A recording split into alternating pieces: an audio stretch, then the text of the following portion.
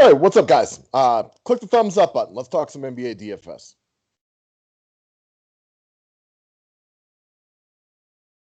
All right. Kind of an exciting slate tonight, which is pretty standard for NBA these days. Getting psyched for the playoffs, as I'm sure you guys all are. 6:30 tonight, guys. The Drafters NFL Best Ball Contest ends as far as drafting goes. Get in.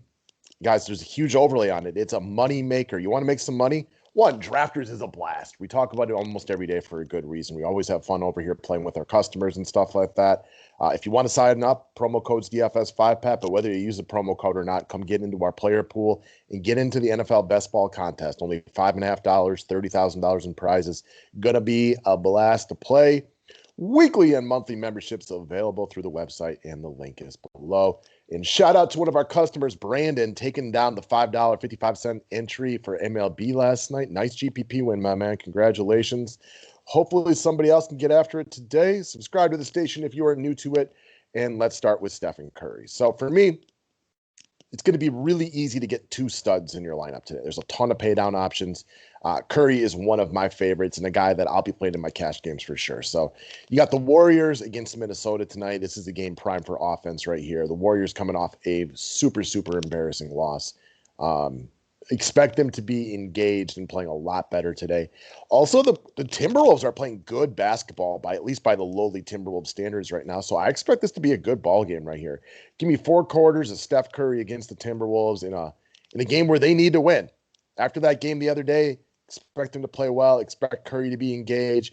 Very likely no Kelly Oubre today. They need the wins. I like Steph Curry quite a bit, and I think he makes sense in pretty much any format you want to run him in today. All right, let's go back to the other side of the ball, though, and we got D'Angelo Russell. So we mentioned him the other day. He played terrible.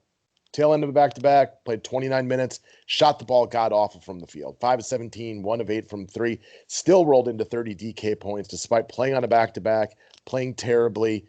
He was bad, right? Like sometimes shooters don't shoot the ball well, and he did not shoot it well. He was terrible in the first half. He hustled late just to be respectable and still got there. I expect a much better and a more engaged performance from D'Angelo Russell today. I'm not one that usually just buys into make-believe narratives, but I don't mind him going up against the Warriors right here.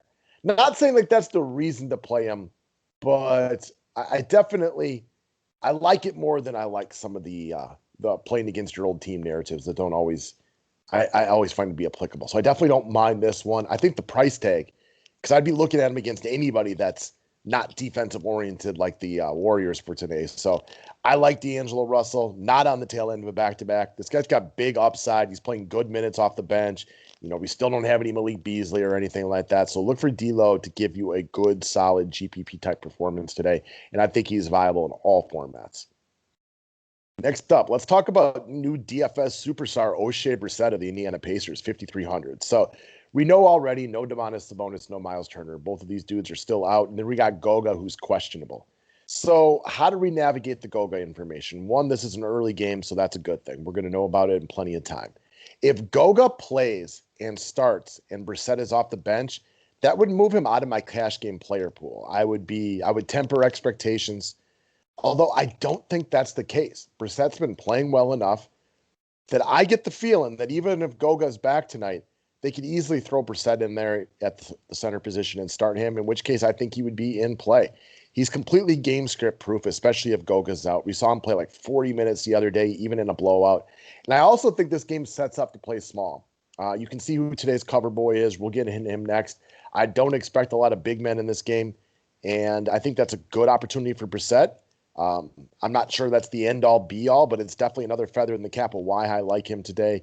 Didn't play yesterday. I was a little nervous with him on the back-to-back a while ago, and he was only okay that day. I expect more GPP value from him here tonight, personally, especially if Goga remains out tonight. So let's take a look at the Nets. Let's talk about Jeff Green. So brought him up as a GPP flyer the other day. He got the start, and DeAndre Jordan didn't play. Still no Nicholas Claxton tonight. I fully expect the Brooklyn Nets to go small tonight. I expect Jeff Green to play good minutes in the starting rotation. No Claxton. We know he's already out. They're not very high on DeAndre Jordan for all the obvious reasons. So I think DeAndre Jordan's another high candidate for a DMP again today, especially if Jeff Green is starting and you can play small against the Indiana Pacers. I like Green a lot right here. Picked him up in a in a playoff matchup in fantasy year-long basketball for the playoffs. He's coming through nicely. I really like what the guy has to offer as far how he can stuff the stat sheet in a situation like this. I think this is a really good up spot, against this Pacers team right now. I like Jeff Green in all formats. I think he's going to fall into the long shot category as far as ownership goes, but I like him in any format today, personally. Next up, Kent Bazemore. So, dude's been out for about 8 days right now. He was on the COVID issue. He's in an 8-day hiatus. Again, very likely no Kelly Oubre tonight, so you're going to see Bazemore projected to be back in the starting lineup today. He was playing his best basketball we'd seen him play in a long time prior to this short hiatus. It was only 8 days, guys. It's not something I'm overly concerned about. But because of all the paid-on options available, he does not appear to be getting a ton of ownership love today. Now, that could be a byproduct of way ownership is being projected across some of the sites and him not being known to be the starter today. So it is definitely possible that he becomes more popular as the day progresses. But as it stands right now, a lot of the other cheap plays are where the ownership is going. Bazemore coming off the best game maybe he's ever had from a DFS perspective prior to the break. And he's a guy who gets a main bump with no Kelly Oubre out, in my opinion, or very likely no Kelly Oubre today. So I like Bazemore.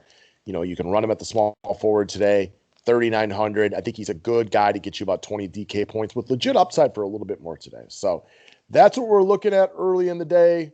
Stay tuned for members only in Night MLB. Click the thumbs up on the video. Membership's available through the website, and I will talk to you guys again real soon.